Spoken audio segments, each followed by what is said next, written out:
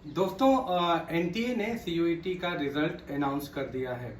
आज 16 सितंबर की भोर में सीयूईटी का रिजल्ट आ गया है और अब देश के 44 केंद्रीय विश्वविद्यालयों यानी सेंट्रल यूनिवर्सिटीज और 36 दूसरे विश्वविद्यालयों में प्रवेश का रास्ता साफ हो गया है। लेकिन ये रिजल्ट चूंकि कंबाइंड है और इसलिए छात्र जिस विश्वविद्यालय में प्रवेश चाहते हैं उन विश्वविद्यालयों के एडमिशन पोर्टल पे जाके उनको रजिस्टर करना होगा। वहां पे जरूरी डॉक्यूमेंट्स देने होंगे और फिर वहां की एडमिशन प्रक्रिया किस तरह से चलती है उसमें भागीदारी करनी होगी। दिल्ली विश्वविद्यालय और अंबेडकर यूनिवर्सिटी दिल्ली ने पहले ही अपने यहाँ एडमिशन की प्रक्रिया की घोषणा कर दी है, लेकिन धीरे धीरे दूसरे विश्वविद्यालय भी अपने एडमिशन के प्रोसेस की घोषणा जल्दी ही कर देंगे।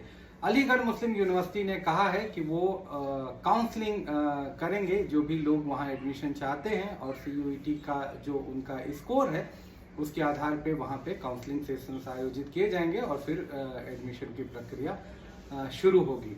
जल्दी ही Banaras Hindu university, Allahabad university, JNU, Jamia जैसे विश्वविद्यालयों में भी एडमिशन के पोर्टल खुल जाएंगे और वहां पे विद्यार्थी अपने आप को रजिस्ट्रेशन करके और वहां की एडमिशन प्रक्रिया में भाग ले सकते हैं।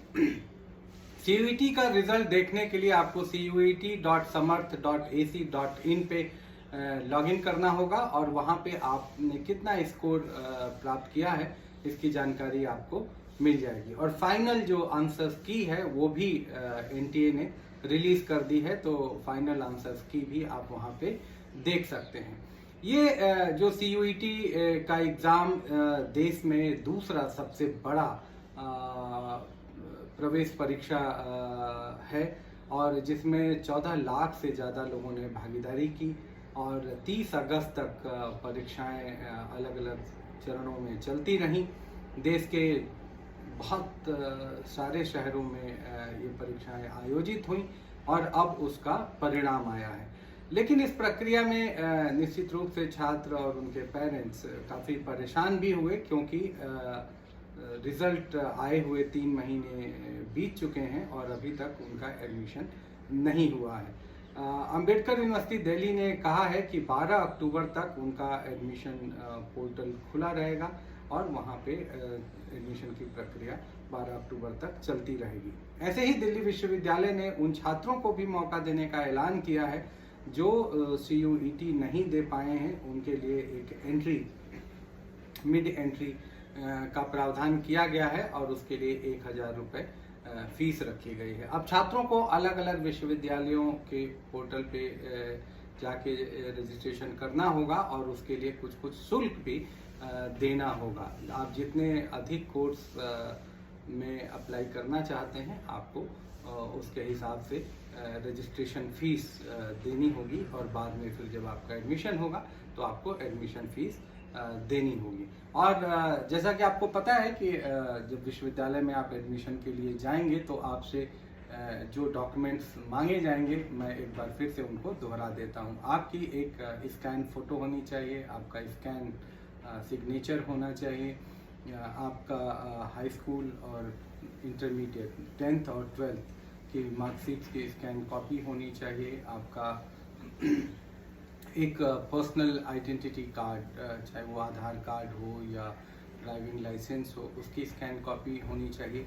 अगर आप EWS, SC, ST, OBC, sports quota, extra curricular activities जैसे किसी कोटे में आप अप्लाई कर रहे हैं तो उसका भी जो रिसेंट सर्टिफिकेट है उसकी भी सॉफ्ट कॉपी आपको तैयार रखना होगा। इसके अलावा आपको एक एक्टिव मोबाइल नंबर और एक्टिव ईमेल आईडी भी रखना होगा। तो ये सारे डॉक्यूमेंट्स आप तैयार रखें, अलग अलग जो आपके मनचाहे विश्वविद्यालय हैं वहाँ पे जाएं और उनके एडमिशन पोर्टल पे रजिस्टर करें और फिर आपकी वहाँ पे एडमिशन प्रक्रिया में भागीदारी हो सकती है। तो अब इस तरह से ये जो सीयूईटी के रिजल्ट को लेके प्रतीक्षा चल रही थी वो अब समाप्त हो चुकी है और अब देश के नामी गिरामी विश्वविद्यालयों और कॉलेजेस में एडमिशन शुरू हो जाएगा और उम्मीद है कि 15 अक्टूबर तक ये एडमिशन प्रक्रियाएं पूरी हो जाएंगी और उसके बाद क्लासेस शुरू होंगी। तो Miranda house, LSR, Hindu college, Kirorimal college, Ramjas college, lady Edwin college, Atmaram Sanatan Dharma college जैसे दिल्ली विश्वविद्यालय के कॉलेजेस में भी इसी CUET के रिज़ल्ट के जरिए एडमिशन मिलेगा। तो दोस्तों आपको ढेर सारी शुभकामनाएं कि आपको मनचाहे कोर्स और मनचाहे कॉलेज और विश्वविद्यालय में एडमिशन मिले। स्कूल ऑफ ओपन आइडियाज़ के चैनल को सब्सक्राइब करिए, वीडियोस को लाइक करिए, शेयर करिए। धन्यवाद, नमस्कार।